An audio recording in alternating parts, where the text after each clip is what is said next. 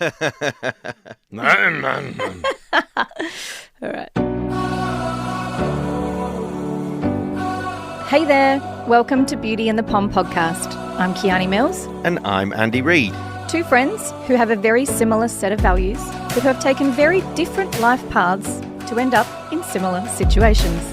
We are also business owners, parents, property enthusiasts, and bloody short on time. So we bring you this podcast to shine a light on humanising business.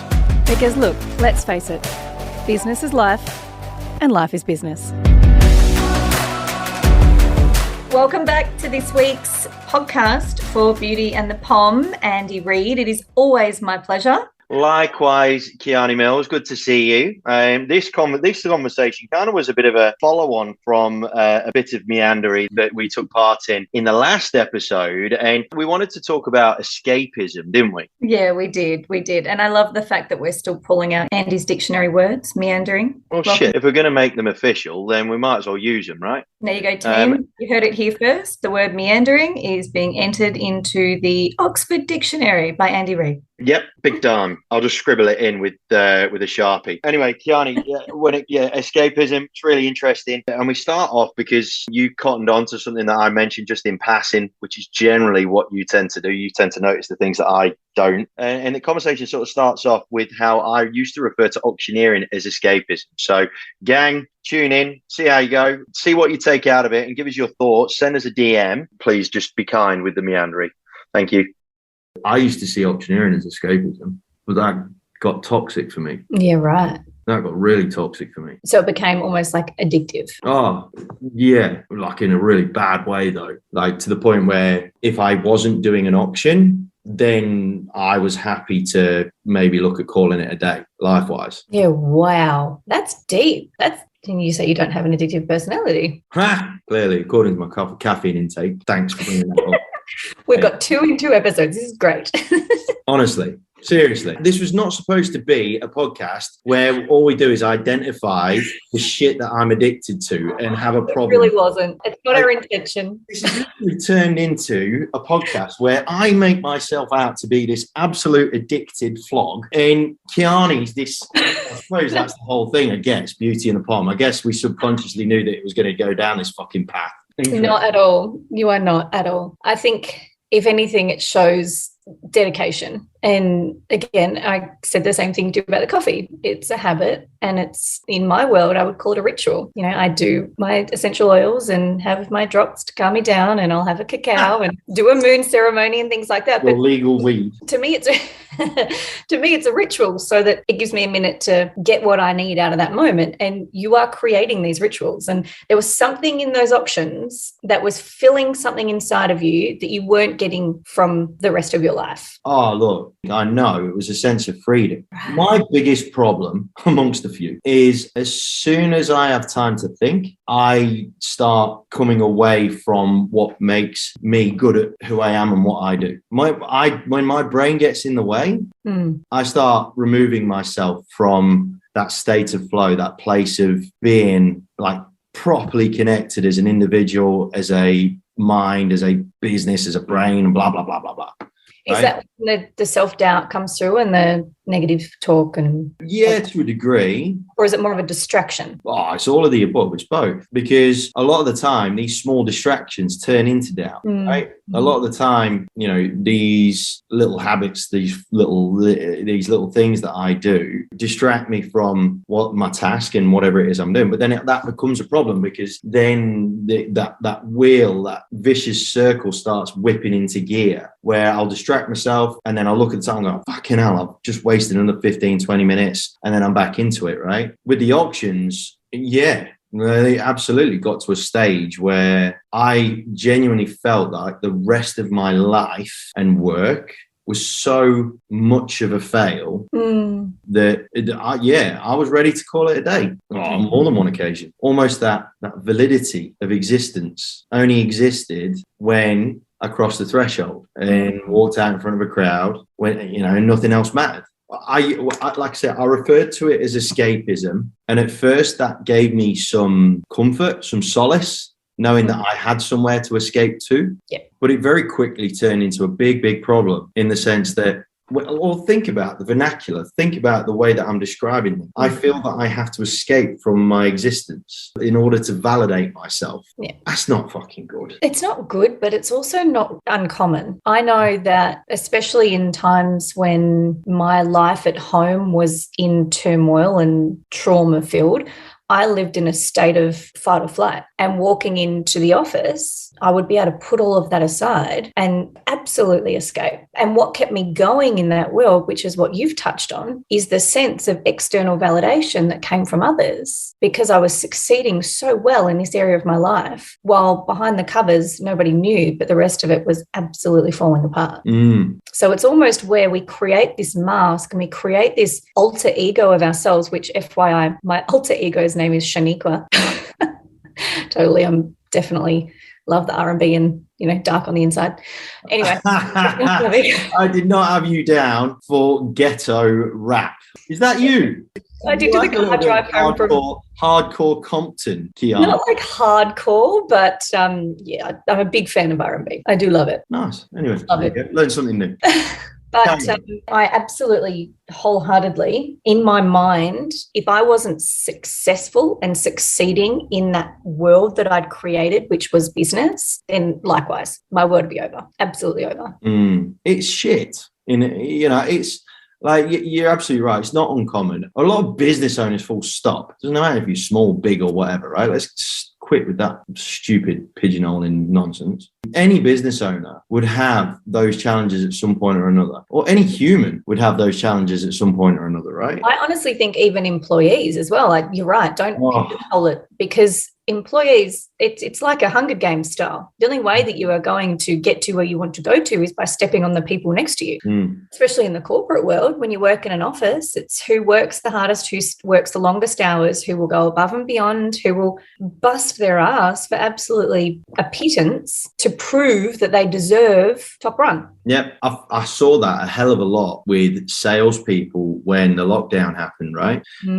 Because a lot of them didn't realize how much their identity was reliant upon their role. Yep. And that, for some people it was an adulation thing, but they didn't realize how much their sense of being was absolutely pinned and anchored by their job. Yeah. Like, they thought that they were in control because they're a salesperson, right? Yeah, we could do whatever we want. We've got complete autonomy, blah, blah, blah, blah. But then when they got that taken away from them, a lot of them, and I had so many conversations with salespeople that were really struggling with this, because once they'd had that taken away from them, it was discovered that there's massive holes in their existence, in their life, that makes it not sustainable for them to keep going while they've got it set up like this, while they've got those big gaps that are papered over by their job and they've got another award. Great for them. But all of a sudden, those things, those awards, whether that action, for some people, it was just an addiction to the action. Yeah. And once it's taken away from them, they had no choice other than to look at themselves in the mirror. So can I ask, in those times, you've got, the great times and the not great times.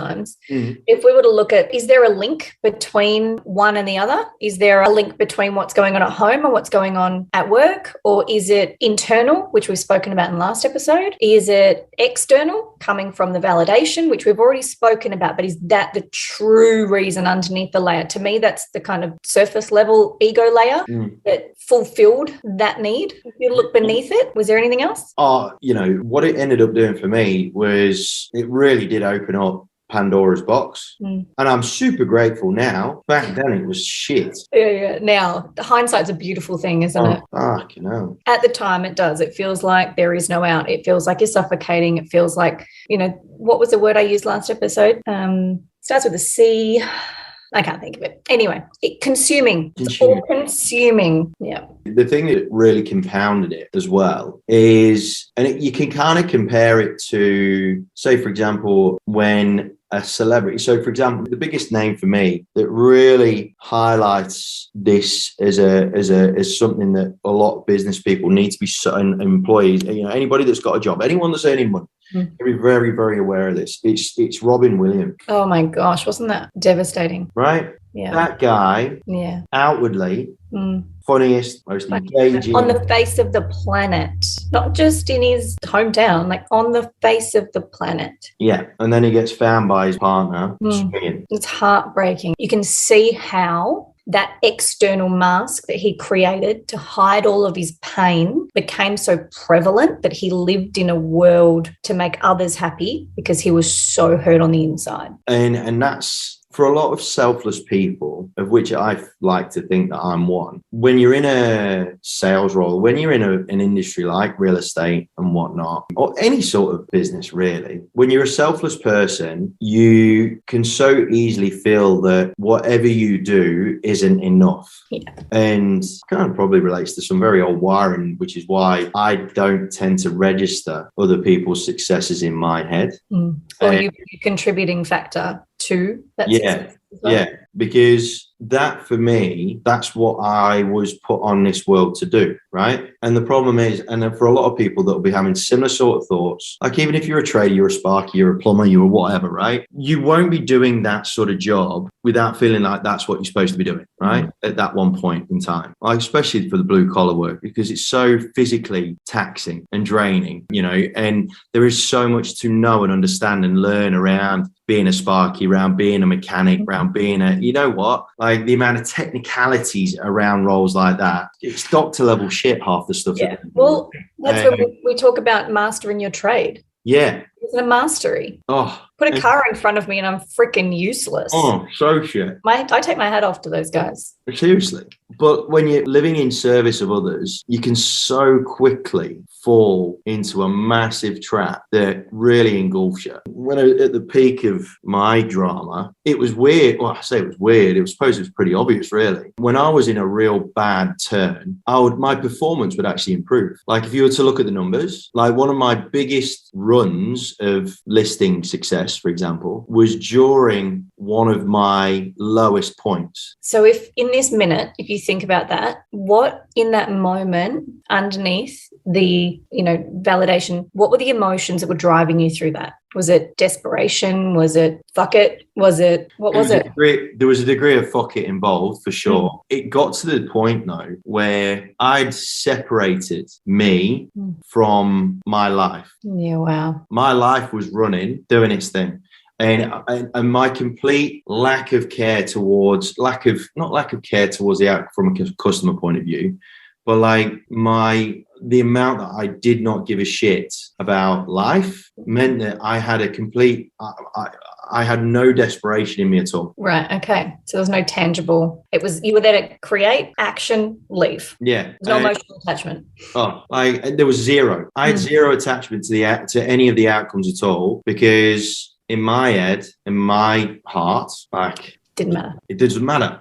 There was nothing even touching the sides that would bring any sort of warmth to what was going on inside. Yeah. And it was mad because I'd go into a listing presentation as a salesperson, and I think in a rather oxymoronic sort of way, my complete detachment from the outcome led to a lot of vendors not feeling like there was any level of desperation. There was Andy clearly isn't like, desperate to make me sell my house and all that sort of stuff. Far from it. You would have been running on conviction, which would have given you that air of confidence. But as we know, most of the reasons why people don't use our services is because of the self-doubt that we exude. Yeah. If we're not exuding self-doubt, then they've got nothing to doubt. We've got nothing to doubt. You've given them no reason to doubt. You've given them so much conviction that why wouldn't they? But it's hilarious at the time. I didn't, conviction was certainly not the word that I was using at the time, right? It really, really wasn't, but like the opposite. But I think because I was so far removed from myself, my being had just gone on to gut instinct doing its thing. Like, it's almost like I detached myself that much that all that was happening was my natural instinct, intuition. Your mind wasn't taking over. Your mind wasn't in control. Your mind was out of the way. Exactly. Let you succeed. You know everything. You've got everything you need inside of you right now to succeed. The only thing that stops us is our fucking mind. And that's what brings us full circle. When my brain gets in the way, it's a pain in the arse. It does, yeah. It really, really is. But like, I went on a rampage at one point. Mm. And as you at the start, though, where's the balance? Like, so if you're going on a rampage, absolutely detaching, performing, but feeling nothing and being dead on the inside, that's not we wouldn't want to live in that state. So it's finding the medium. It's finding the flow. Yeah, and that's it. And that's where I made that sort of self-discovery in the sense that referring to options as escapism is not helping. Yeah. Identifying that is huge. Oh, and one of the books that helped me to do that, which I'd highly recommend that you have a read of or a listen to going on audiobook, is Atomic Habits by James Clear. That's a good book, a really good book. It's an amazing book, back end of which talks about flow in identifying the conditions that allow you to be in flow. Yeah. Identifying the conditions and then looking to replicate that so that you can put yourself into a state of flow more often based on the things that are around you, right? And that's healthy habits. Yeah. Healthy habits as opposed to those destructive, shitty, don't exist. But we don't even know that we're doing our destructive habits half the time because they're so hardwired in our brain that they're second nature. So you don't know what you don't know. So if you are feeling as though you are at that point that Andy's talking about, you're not lost at all. And we all need different things. We all have a different sense of balance. And I loved this book as well because for me, it helped me highlight the good things that I was doing so that I could do more of them. And then identify that the things that weren't so great, my destructive habits, weren't actually choice habits. They were habits that I just picked up through life. So in my mind, I'm like, I don't really care. I don't really, it's not a part of my being doing this. It's just something that I've done my whole life, but it doesn't define me. So I can change it. You can change your habits. You can change your beliefs. You can change your life. And as much as I sometimes mock the way that Kiani goes about some of the moon watching and all that, what she just said then is legit. Like, I am a super, super logical guy, right? Super logical, super practical. But what Kiani just said then, and whether you care to admit it now or not, is irrelevant. It's true that as long as we are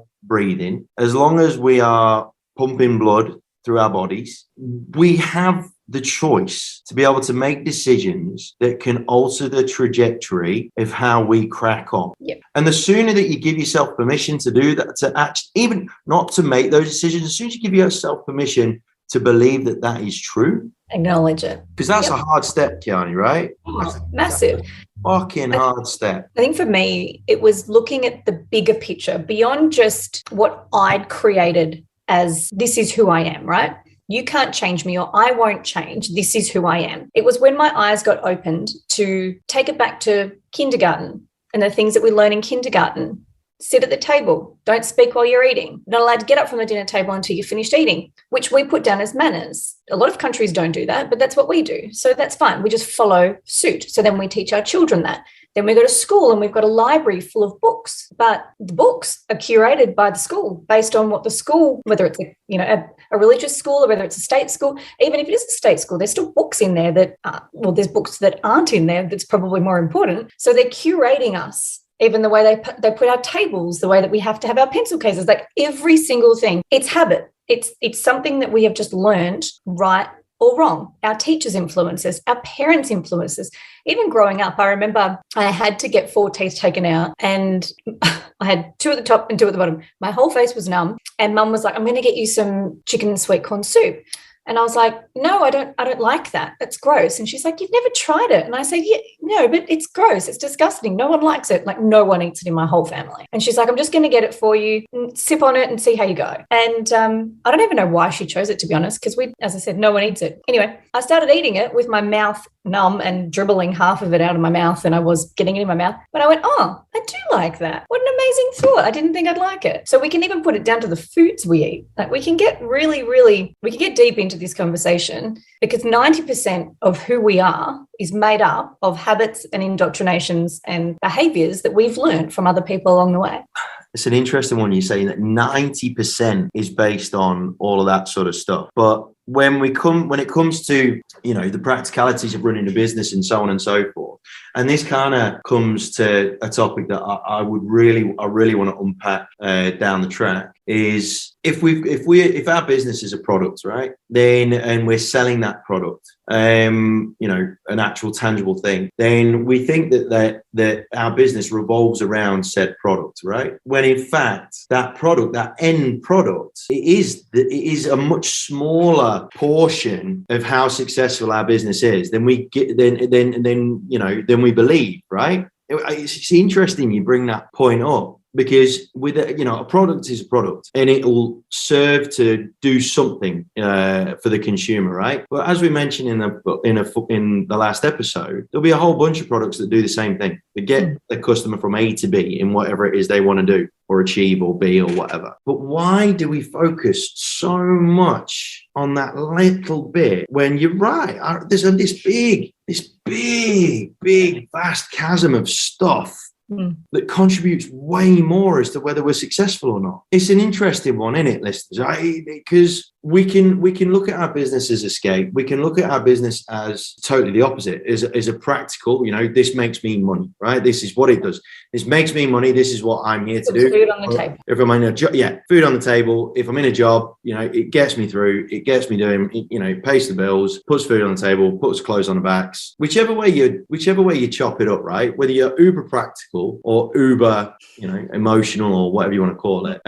Either way, we've still got to tackle this shit. Either way, because you can't, even if you look at something super tremendously practical, like to a fault, you are still going to have to come to terms with the fact that however practical your job is, or however much you just think it serves a purpose, you've still got to understand that it's not the money that is the main determining factor. It's you turning up for the job. It's you performing the job. It's you getting the job done to a satisfactory point of view. It's you making sure that you hit your KPIs. It's you making sure that you bring an appropriate, doesn't have to be a great Captain Positive level of energy, but you've got to bring an appropriate energy to the workplace if you're an employee.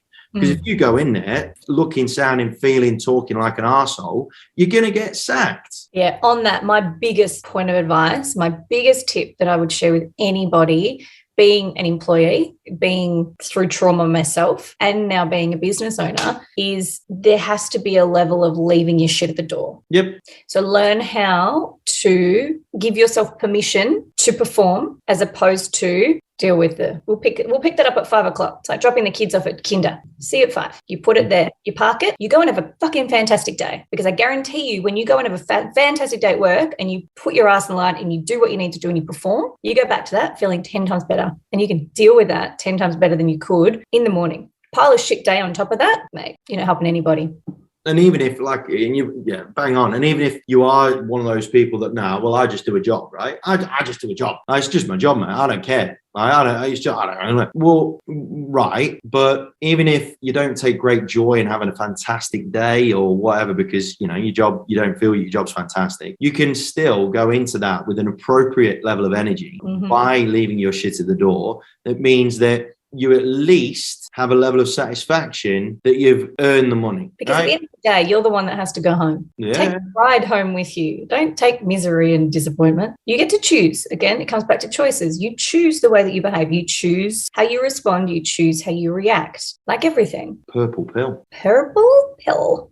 Definitely not from the D12 Eminem track. About to say that is my favorite song, and I know it word for word, and I'm not singing it. Right. Well, the purple pills that they're referring to, gang, are different. Somewhat different to the purple pills that we're talking about here. Yeah.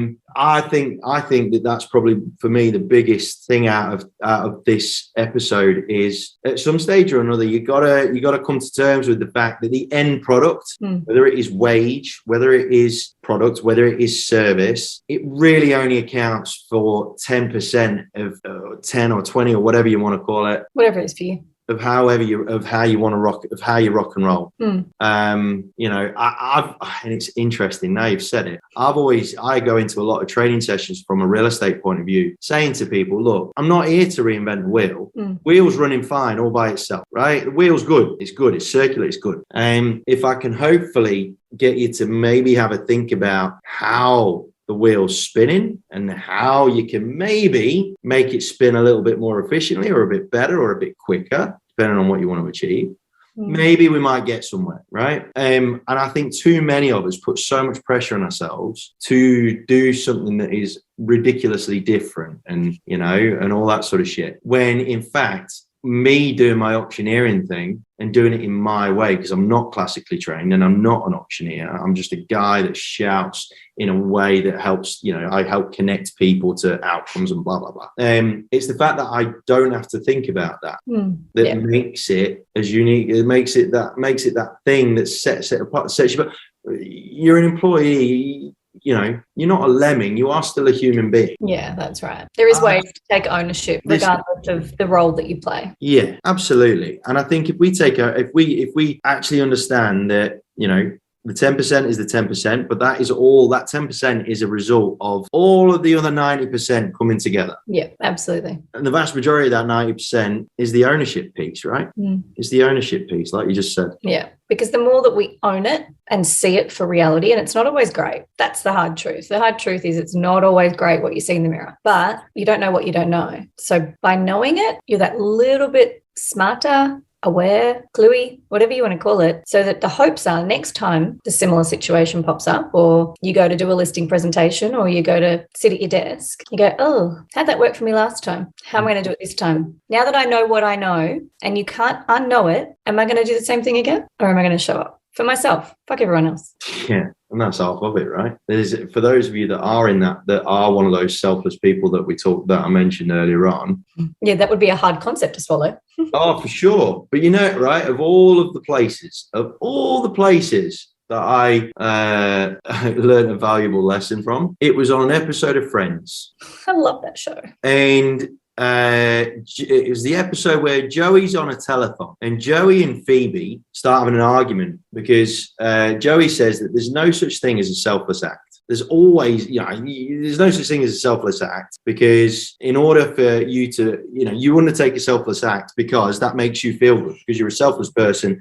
And that, therefore, by definition, is not a selfless act, because you're doing something that makes you feel good, right? Or validates your existence, however you want to call it, right? For some people, it's just simply getting the thank you back. Yeah, but it still makes it not completely selfless. And I think the more of us selfless people that understand and that appreciate the fact that as selfless as we are, if we are 100% selfless, then we literally don't exist. Yeah. That's true. We literally don't exist. And it took me a long time. It took me a couple of efforts of, you know, looking at my own mortality to actually realize that was the case. And that it's okay to have even a small degree of selfish. The word selfish isn't a bad word at all, because to be selfless, you have to have an element of selfish in there, because you've got to feel to start with. It comes from a place of empathy. Empathy is a feeling. It's an internal guiding light that gives you that, it tells you, oh, go and help that lady unpack her shopping out of her car. Not because it's going to help you, it's going to help them, but it's going to make you feel good. Exactly. And I think part of this turning escapism into a state of flow, part of it is exactly that, is understanding that even though you see yourself as a selfless person, you can't be selfless without being selfish. Yeah. And it's not about battering people down and going, you're not as good as you thought you were. It's just acceptance. Yeah. Oh, hold on. I have needs as well, and I am fulfilling them through others. Fine. But I would also challenge that to say, what are you doing to fulfill yourself? Because a lot of the times when we seek out fulfillment, it's because there's something inside of us that we are not filling ourselves. Which is another can of worms. We're good at opening cans of worms on this show. It's the whole point of it. Yeah, true. That's exactly what it is. It's those uncomfortable conversations that you don't want to have around the dinner table, right? Yep.